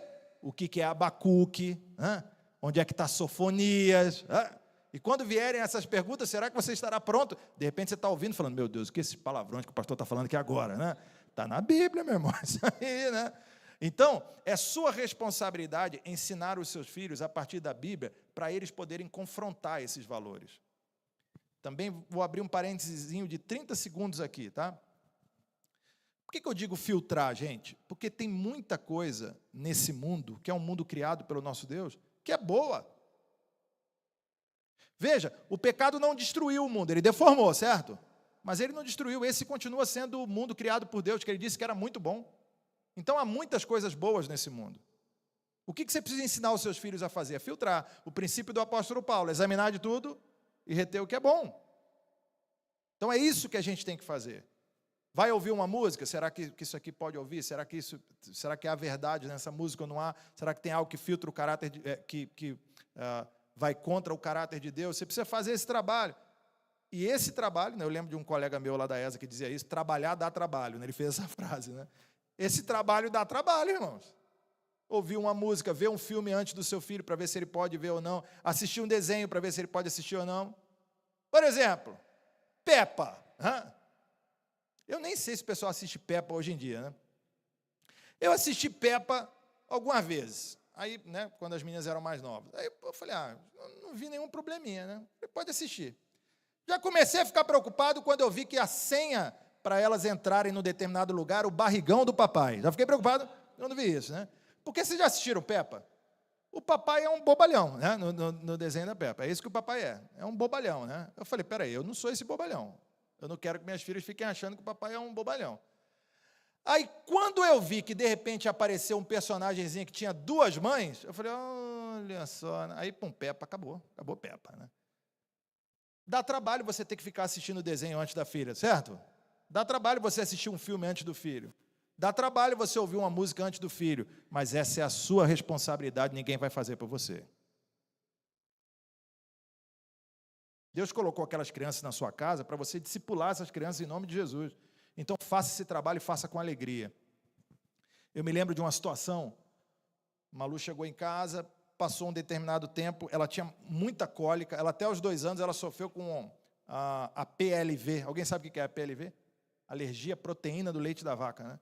E aí, era uma alergia tão forte que ela tinha, que a Silvânia comia uma coisa, sei lá, um pão.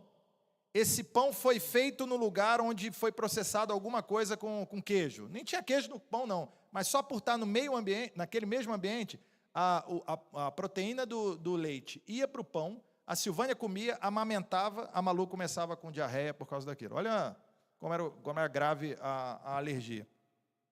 Então, ela tinha muita cólica, né, logo que nasceu. E eu me lembro de uma noite em que a Silvânia já estava morrendo de cansaço, né? Aí eu peguei a Malu, levei a Malu para a sala, e eu morrendo de cansado, ia ter que estar no quartel no outro dia cedo, e eu ali com ela no colo, né? Aquele cotocozinho de gente. Aí minha sogra levantou com barulho e falou assim: Cristi, deixa eu ficar com ela. Eu falei: não, dona, pode deixar que eu fico aqui. Ela: Cristi, deixa eu ficar. Aí ficou aquela cena igual de filme, né? Ela querendo pegar a criança e eu, né?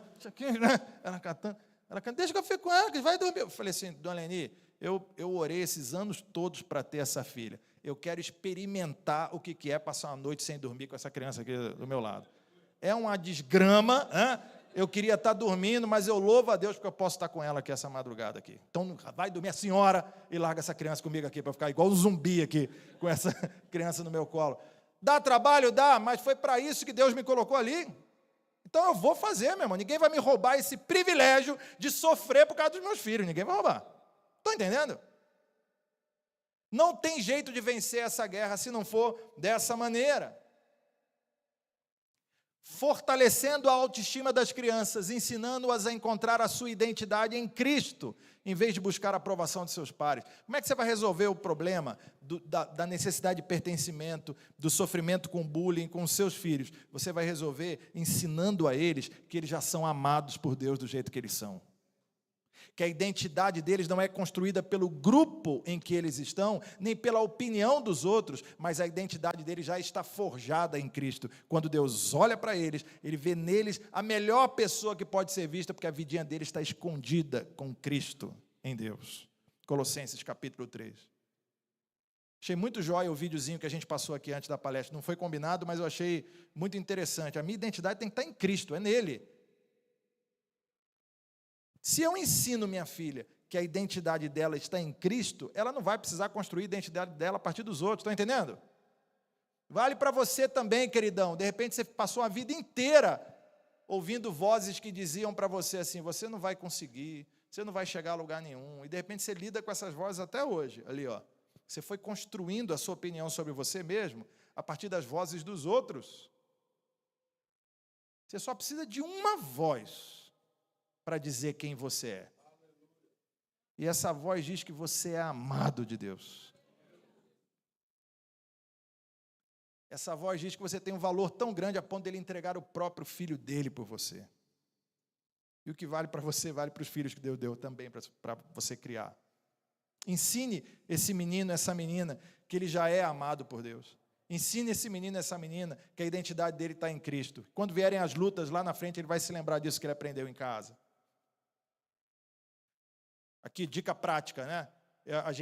Eu tenho uma playlist que eu coloco sempre quando vou levar as meninas para a escola, com algumas músicas evangélicas, né? E eu sempre tento, quando toca alguma música, falar de alguns daqueles princípios, né? Uma que é eu não gosto muito de Diante do Trono, não. Acho muito, muito devagarzinho a música do Diante do Trono. Eu gosto do rock and roll, mas quando toca aquela músicazinha, Aos Olhos do Pai, Você é uma obra-prima, não tem? Irmãos, primeiro, sempre que toca essa música, eu peço perdão a Deus, que eu lembro que na minha adolescência eu usava essa música para zoar alguns colegas da igreja. Eu dizia que assim: aos olhos do Pai você é uma obra-prima, só dele mesmo, meu irmão, porque dos outros eu vou falar, né? Eu usava essa música para dizer. Mas eu sempre digo eu aproveito isso aí para dizer para as meninas: olha só, tá vendo? Não deixem ninguém dizer algo que seja diferente disso para vocês. É isso que vocês são. Vocês são obras-primas de Deus, princesas de Deus. Você acha que isso aí não está encontrando lugar naquele coração? Claro que está. E eu repito isso todo dia. Eu falo isso todo dia. Às vezes ela fala, já falou isso já, pai. E eu continuo falando, e eu estou plantando essa sementinha nesses corações. Eu estou alimentando, eu digo que amo, eu beijo, eu digo que é o neném do papai, eu não quero nem saber, certo? Porque o que eu estou fazendo com isso? Eu estou plantando sementinhas de autoestima lá, estão entendendo? Eu não quero que o marmanjo engane minha filha lá na frente, dizendo que ama, e que ela venda a virgindade dela para qualquer marmanjo por falta de amor. Esse problema ela não vai ter. Ela vai ser amada, mais amada e muito amada por mim, para entender através do meu amor o que é o amor de Deus na vida dela. Preciso pastorear meu filho. Se você não pastorear seu filho, quem vai fazer, meu querido? Priorizando o tempo de qualidade em família e usando para ensinar as crianças sobre Deus e sua palavra. Eu vou aqui também, nos 5 últimos minutos, aqui pincelar rapidinho os princípios para vocês guardarem, e um deles é sobre culto doméstico, né? Eu não sei quantos fazem culto doméstico aqui. Como é que você quer ensinar a sua filha, seu filho, a ser uma mulher e um homem de Deus, se você não mostra quais são os valores de Deus na sua vida, no seu dia a dia, se você não ora com seu filho? Qual foi a última vez que seu filho viu você orando? Qual foi? Se não foi, meu irmão, permita que a partir de hoje isso comece a acontecer. Chega em casa hoje do nada e fala que vai fazer uma oração em casa. Você nem orar, pastor, uma hora do teu jeito aí. Deus vai abençoar. Sua casa precisa ser um ambiente de oração, de leitura bíblica, um ambiente de cânticos de louvor a Deus, para não crescer homem e mulher doente aí nessa casa. Às vezes vai na casa do sujeito, é só palavrão, é só gente brigando um com o outro, é só programa da pior espécie que tem. Meu irmão, converta essa casa em nome de Jesus. Você não precisa ser um teólogo, um grande pregador, como os pastores da igreja, não, meu irmão. Separe um texto bíblico. Se está com dificuldade para escolher um texto bíblico, pergunte aos pastores, pergunte aos líderes da igreja. Pastor, qual que é... Ontem, né, um jovem lá da igreja, fiz o casamento deles no ano passado, me mandou uma mensagem dizendo assim, pastor, a gente quer começar a fazer uma devocional juntos aqui em casa, dá uma sugestão. Tenho certeza que seu pastor vai ter o maior prazer em sugerir para você como começar uma caminhada bíblica na sua casa, mas você precisa levar Deus para dentro da sua casa. Seu filho, a sua filha precisa ouvir a sua voz orando, falando com Deus. Olha que testemunho poderoso. Cara, meu pai tem uma porção de defeitos, como eu também tenho.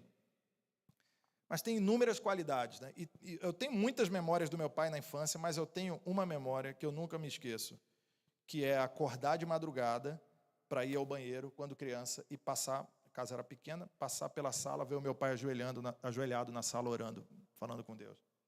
Isso é uma memória poderosa que eu tenho, sabe? Essa cena do meu pai de joelhos ali, orando de madrugada. Eu digo, Deus, eu não posso fazer menos pelas minhas filhas. Estão entendendo? Seus filhos precisam ouvir você orando. Seu filho precisa ver você lendo a Bíblia. Você está ensinando isso para ele. Então, cultive esse ambiente em casa. Tenha tempo de qualidade com seus filhos. Leve seus filhos para sair. Estou sem dinheiro, pastor. Novidade, todos nós estamos, né? Então, faça alguma coisa de graça, meu. Deve ter alguma coisa de graça na cidade para fazer, certo? Leva os seus filhos para sair. Vai gastar tempo aí andando. Ah, não tenho dinheiro para comprar nada no shopping. Então, ande pelo shopping. Andar pelo shopping é bom, aquele cheiro de riqueza, né? Aquela alegria. Ah, não é assim, você anda no shopping, está sempre aquele cheiro bom, né? Chega em casa, dá uma tristeza, né? Então... Mas vai lá, ande, comprou o quê? Nada, mas eu vi as pessoas comprando, eu me alegrei com a alegria delas. Enfim, tenha tempo de qualidade com a sua família. Tá? Aqui, ó, eu sei que isso aqui é meio controvertido, tá certo? Eu devia ter perguntado antes para o pastor da igreja. Agora que eu vou saber se eu vou ser convidado de novo ou não, né? Mas assim, busque ajuda e recursos da comunidade de fé e de profissionais cristãos para lidar com questões complexas. Então, estou falando de duas coisas aqui. Primeiro, de contar com a igreja como auxílio, as pessoas que Deus colocou aqui, para te ajudar, porque é uma tarefa difícil, a tarefa da parentalidade. Então, a gente pode e deve recorrer aos irmãos mais experientes na igreja, aqueles que têm uma caminhada maior, pedir ajuda deles. Mas tem casos que são tão complexos que, às vezes, a gente precisa procurar um auxílio. Então, um caso como esse, eu falei, uma criança, um adolescente que está se automutilando, que está com ideação suicida. Isso é um caso muito complexo, meu irmão. Eu recomendo que você procure... Veja que eu coloquei aqui um profissional cristão, certo? Você vai procurar um psicólogo que tem os mesmos princípios de fé que você tem, mas que possa te orientar, que possa te dar um caminho. Às vezes, há um desequilíbrio biológico aí, vai precisar de uma intervenção médica, vai precisar de remédio. Mas mesmo o psiquiatra, se tiver a possibilidade, eu recomendo você que procure um psiquiatra cristão. Porque muitas vezes o psiquiatra ele acha que ele é terapeuta também. Então, além do remédio, ele quer ficar... né? Então, se não tiver o mesmo princípio de fé, vai dar ruim isso aí. Mas, às vezes, a gente vai precisar de auxílio, porque a gente não tem todos os recursos nas nossas mãos. Gente, até aqui tudo bem? Se você está entendendo, diga amém. Amém. Amém. Para encerrar, algumas pinceladas finais sobre como forjar o caráter de Cristo nos filhos. Tá? Pinceladas mesmo, tá bom, gente? Não vai dar tempo da gente comentar todas elas, mas é para você guardar aí no seu coração. Depois eu deixo esse slide aí também. O pessoal já está com slide, né? Se quiser compartilhar aí, tá bom? Ali, ó, casamento, refletindo o relacionamento entre Cristo e a igreja. Como é que você quer que o seu filho e a sua filha cresçam como homens e mulheres segundo o coração de Deus, se o seu casamento está em frangalhos? Como é que você quer? Então, quer uma coisa ótima que você pode fazer pelos seus filhos? Cuide do seu casamento, em nome de Jesus. Eu acho muito engraçado lá em casa, as meninas ficam assim... quando eu dou um abraço na Silvana, elas falam assim, que romântico, dá beijinho na boca. Elas ficam assim, dá beijinho na boca. Dá um beijinho. Elas ficam... Você acha que essas lições não estão sendo ensinadas? Semana passada, aquilo que eu falei para vocês, quando a gente chegou em casa, lá nós fomos para o jantar de 20 anos de casado, quando a gente chegou em casa, a Sil foi falar para a Malu e para a Cecília, o papai me pediu em casamento de novo. Ai, que lindo, que lindo. Sabe o que a gente está fazendo? A gente está discipulando as nossas filhas, está entendendo? A gente está ensinando para elas como é que elas devem ser tratadas. Entendem? Então é isso, o casamento de vocês precisa estar bem para que os filhos de vocês estejam bem. Exemplo, ensina a criança no caminho, certo? Queridão, você pode falar. Se você fizer algo diferente, ela vai ficar com o que você fez, e não com o que você falou. Então você precisa mostrar na prática isso que você está falando. As palavras são importantíssimas, tá? Elas precisam estar presentes, mas elas têm que estar acompanhadas da sua prática. Comunicação, clareza, honestidade, gentileza e respeito. Você tem avaliado a maneira como você se comunica com seus filhos? Para quem tem filho criança, faz sentido você ficar berrando e gritando com uma criança? Você é um marmanjão velho, de 30, 40 anos, uma criança de 5, 6, 7, 8, 10 anos. Meu irmão, coloque-se no seu lugar. Se você visse na rua uma pessoa desconhecida, encontrou com uma criança e começou a gritar com ela, o que você ia fazer? Você não ia fazer isso? Às vezes você está fazendo a mesma coisa com seu filho na sua casa. Abuso, violência, não é só bater, não, tá? Violência verbal, abuso verbal tem um poder tão destrutivo quanto. Então, como é que você está estabelecendo a comunicação na sua casa? Assistimos um filme ontem, esse eu fui dar uma olhada antes, né, de ver, né, que é esse Elementos, não sei quem já assistiu. É muito interessante, uma menina é um foguinho e o menino é uma água, são os 4 elementos, né? E a menina se explode, ela começa, toda hora ela explode, blum, né? Ela pega fogo, né? E tem uma lição muito interessante sobre isso ali, né? Tem hora que você tem que se controlar para poder não explodir, né? Meu irmão, a gente está igual faísca, a gente está pegando fogo muitas vezes. Que lição você está ensinando para o seu filho? Daqui a pouco seu filho começa a brigar com todo mundo, seu filho começa a gritar com as pessoas, aí olha como é que você tenta resolver isso. Para de gritar comigo! O que você está fazendo? Você está ensinando para ele que você resolve as coisas gritando. Está entendendo? Como é que você está estabelecendo a comunicação com eles? E essas pinceladas, gente, é para você convidar de novo numa outra ocasião para falar sobre cada uma delas aqui. Fica a dica aí, viu? Fica a dica. Então, vida devocional, aquilo que a gente falou, a importância do culto doméstico, né? O que nós estamos fazendo aqui no final, gente? Pegando os princípios que nós conversamos antes e aplicando para a nossa rotina do dia a dia. Então está aqui, ó, presente Deus para os seus filhos através do culto doméstico. Igreja, adoração a Deus, aprendizado da palavra e comunhão. Você quer falar para os pais aqui, especialmente os homens, tá? Os homens, pais, podem dar um glória a Deus aí? Glória a Deus. Aí o caboclo quer ensinar o filho a amar a Deus, mas no domingo não dá para ir para a igreja porque tem o jogo do Corinthians, entendeu? Essa hora não dá para ir para a igreja porque tem o jogo do Palmeiras. Eu não entendo, camarada, desse jogo do Palmeiras. Como é que vai torcer para um time que é porco, o símbolo do... Jesus Cristo expulsou os demônios do pessoal, mandou para onde? Para os porcos, e o pessoal ainda torce para o Palmeiras, né? Então, vai ter jogo do Palmeiras, vai ter jogo do sei lá o quê, no horário do culto. Meu irmão, se você deixa de ir na igreja para assistir um jogo, lembra do videozinho que passou antes aqui? Que prioridade você está ensinando para o seu filho? Você precisa criar seu filho na igreja. Meu filho não quer ir para a igreja, mas lamento, ele não quer uma opção de coisa, ele também não quer ir para a escola, ele não vai de qualquer maneira. Vai para a igreja sim, meu irmão, claro que vai. E você precisa ensinar para o seu filho o quanto é prazeroso ir para a igreja. Se você vai para a igreja, aí na volta para casa, reclama da pregação do pastor, reclama do louvor da igreja, é melhor não levar mesmo para a igreja, então não, pelo amor de Deus, né? Você está dando um péssimo exemplo para esse filho. Você precisa amar estar na casa do Senhor. Precisa ser um prazer para você estar louvando o Senhor. Se for para você, vai ser para o seu filho também. E as crianças, elas estão atentas ao que acontece no culto. Atentas até por demais, tá? Nós somos uma igreja pequena, a nossa igreja começou há pouco tempo, né? E a gente tem o hábito ali, a gente ainda não conseguiu, por causa da estrutura também, a gente usa a estrutura da universidade, né? A gente não conseguiu fazer um culto infantil, aí as crianças ficam durante o culto com a gente.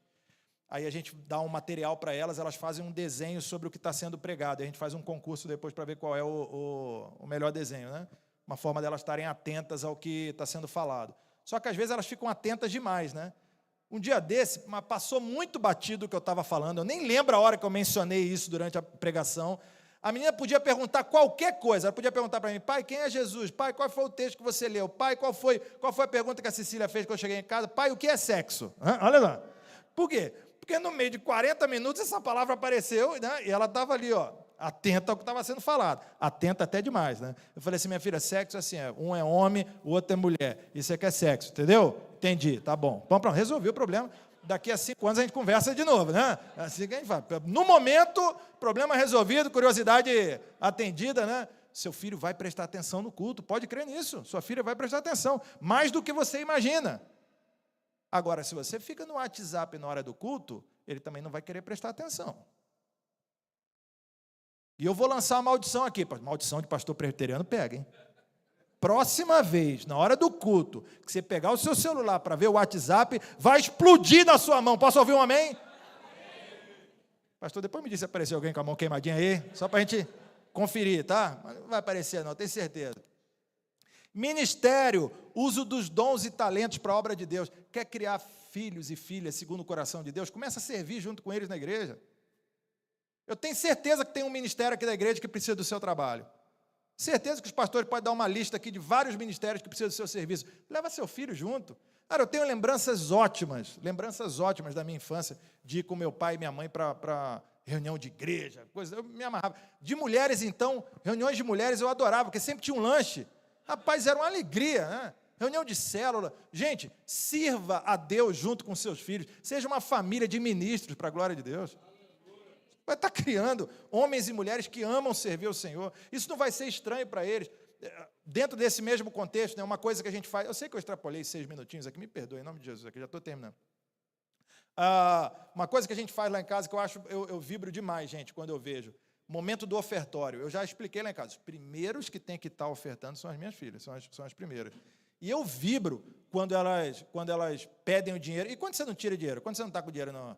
E elas pedem, cadê o dinheiro para a oferta? Teve um dia que Cecília brigou com o Silvânia, porque não tinha dinheiro para a oferta ali na hora, e ela queria levar. Eu falei, minha filha, faz isso aqui agora. Não faz isso mais não, só agora. Pega o envelope vazio, leva lá na frente. Domingo que vem você leva 2, faz isso, Deus vai entender. Né? Eu vou levar o envelope vazio. Né? Minha filha, porque ela queria levar o dinheirinho. Ensine o seu filho a ofertar. Agora, se você não é fiel no dízimo, nem liberal nas ofertas, como é que você vai ensinar essa lição para o seu filho? Então, converta esse bolso em nome de Jesus, meu irmão. Ensine seus filhos a serem generosos com o uso dos recursos que Deus lhe deu, porque o dinheiro não é seu, o dinheiro é do Senhor, você é mordomo, tá certo? Então ensine essa lição para o seu filho. Você imagina, você vai à igreja junto com seus filhos, você serve a Deus na igreja junto com seus filhos, você oferta a Deus junto com seus filhos, você está criando homens e mulheres segundo o coração de Deus. Isso vai ficar marcado ali na frente. Antes de encerrar aqui, eu preciso dizer uma coisa aqui também. De repente tem pais que estão ouvindo, pais mais experientes, e tem filhos que já de repente nem estão morando mais com eles em casa, ou estão vivendo uma fase de muita rebeldia, ou não querem saber de Deus, ou não, enfim. E de repente você está ouvindo tudo isso também, falando, ai meu Deus, eu errei, onde foi que eu errei, etc. e tal. Bem, eu quero dizer algumas coisas para vocês. Primeiro, Se seus filhos são adultos, eles são responsáveis pelas as escolhas que eles fazem. Né? A gente é influenciado pelo nosso passado, não há dúvida nenhuma, mas nosso passado não é maior que a nossa capacidade de tomar as escolhas, fazer as escolhas. Então, seus filhos são adultos, eles são responsáveis. Não carrega essa culpa sobre você, porque Jesus Cristo levou todas as nossas culpas na cruz. Em primeiro lugar. Segundo, você não tem como mudar o que aconteceu no passado. Você não tem. Se você ficar se remoendo o tempo todo sobre coisas que aconteceram no passado, será um remoer inútil, porque você não tem como alterar o que aconteceu no passado. Mas, em terceiro lugar, você pode mudar as coisas daqui para frente. Então, de repente, você teve um péssimo relacionamento com os filhos. De repente, você está ouvindo muita coisa aqui falando, cara, esse cara está falando tudo o contrário do que aconteceu lá em casa. Mas essa é uma oportunidade que o Espírito Santo lhe dá de virar essa chave, meu irmão. De mudar isso em nome de Jesus. Vai parecer estranho no começo? Vai parecer estranho, viu? Se você nunca fez uma coisa e começa a fazer, por exemplo, se você nunca teve um tempo de qualidade com seu filho, com a sua filha, e chamar ele para... Ele vai achar que você está louco. Vai acontecer isso, né? Está maluco. Mas, meu irmão, pareça maluco, certo? Pareça maluco. Porque ele vai achar que você está louco, mas você está plantando uma sementinha naquele coração ali. E alguma coisa vai mudar. Eu creio nisso em nome de Jesus.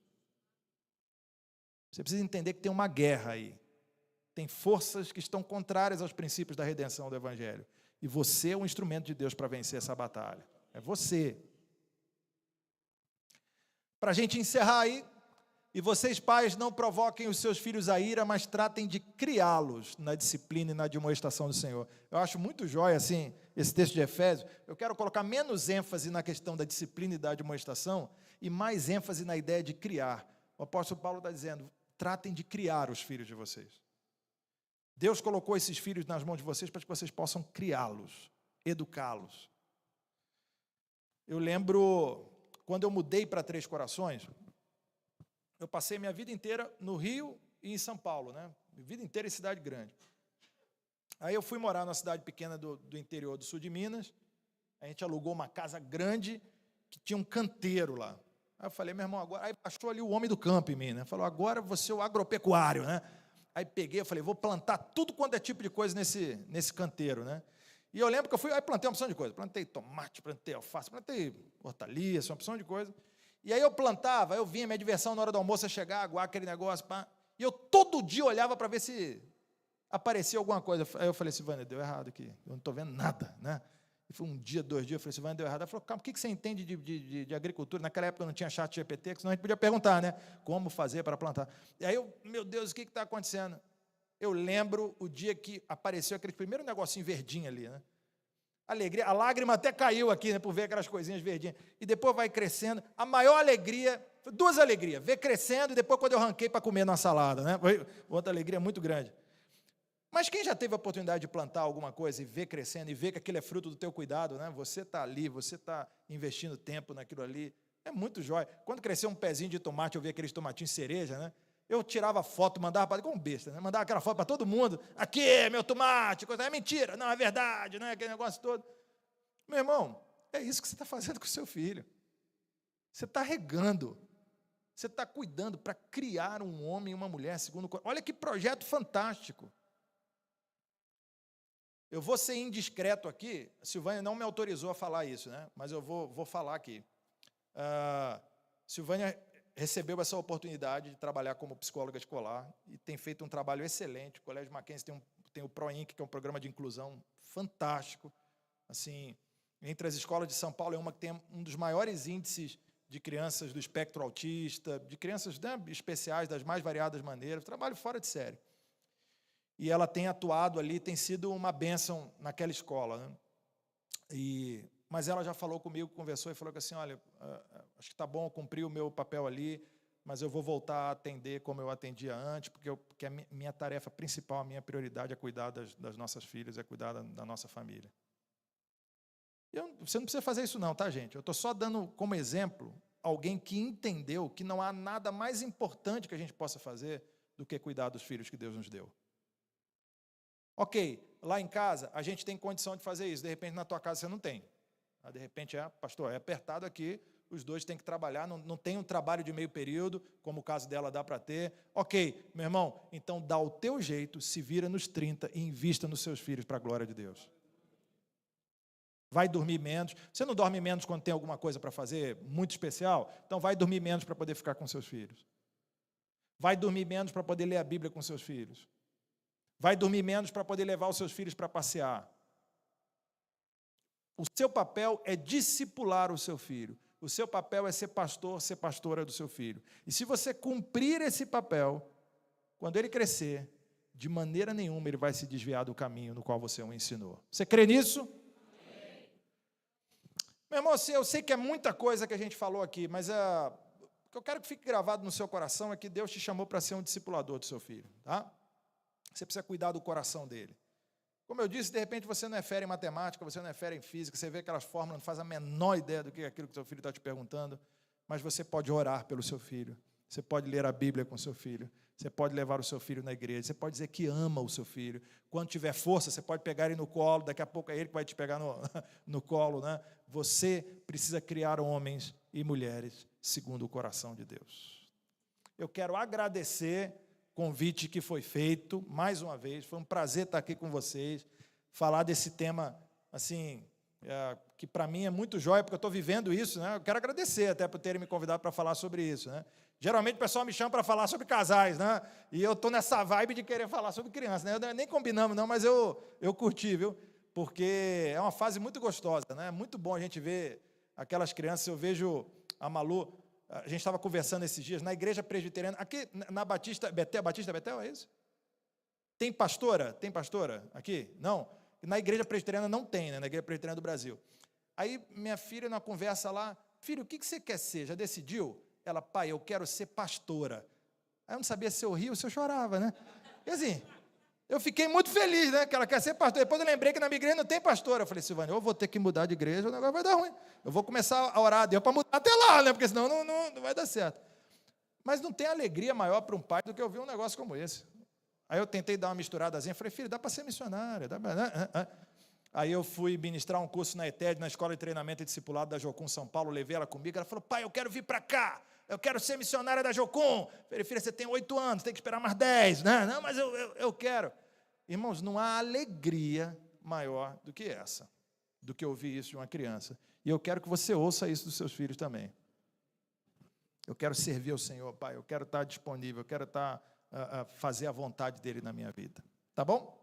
Queria orar com você, vamos orar? Você pode se colocar em pé para nós orarmos?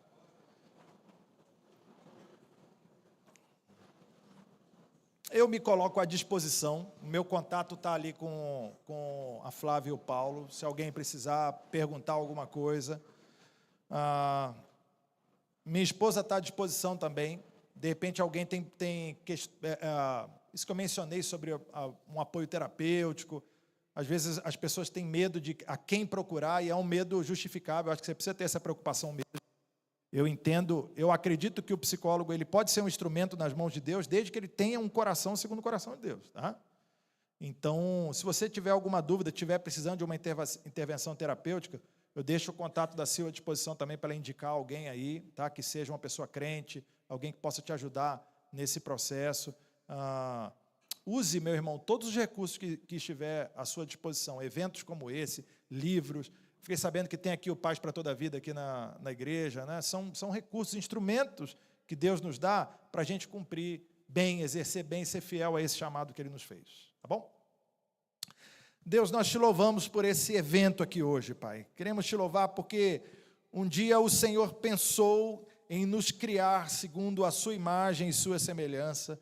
E assim como o Senhor eternamente é Pai, o Senhor fez de nós também pais e mães, Pai. Então queremos louvar o Teu nome por isso. Que ao sermos pais de nossos filhos, nós refletimos o Teu caráter na vida deles. Deus, se tem sido assim, louvado seja o nome do Senhor. Mas se não tem sido assim, Senhor Deus, em nome de Jesus, que hoje comece uma nova história na vida dessas famílias, Pai. Senhor, eu te agradeço muito por essa oportunidade que o Senhor está dando para esses homens e essas mulheres aqui, para que eles exerçam a parentalidade de acordo com a tua vontade, de acordo com as Escrituras.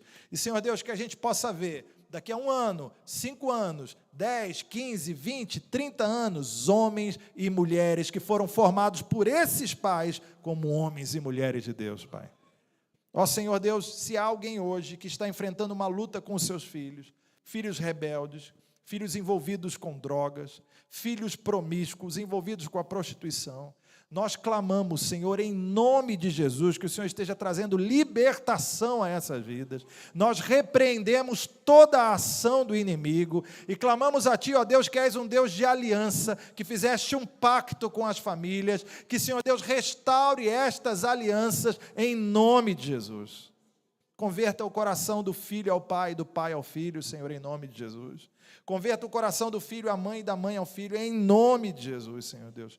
Una pais e filhos para a glória do Teu nome. Quero rogar, Senhor Deus, por fim, as Tuas bênçãos sobre essa igreja, pedindo que o Senhor cuide dos Teus servos separados para o ministério nesse lugar, que eles sejam pastores segundo o Teu coração, que eles pastoreiem esse rebanho para a glória do Teu nome. Abençoe aqueles que estão responsáveis pelo ministério de família aqui nessa igreja, que eles tenham sabedoria, perseverança, que eles sejam instrumentos do Senhor para abençoar estas vidas e para o crescimento do Teu reino nesse lugar. Deus abençoe tudo que será feito ainda hoje, nessa noite, Pai. Que este seja de verdade um tempo de mudança, de transformação, de refrigério para as vidas aqui presentes. É o pedido que nós te fazemos, no nome bendito de Cristo Jesus, o Senhor. Amém. Meus irmãos, Deus abençoe a todos. Foi um prazer, viu?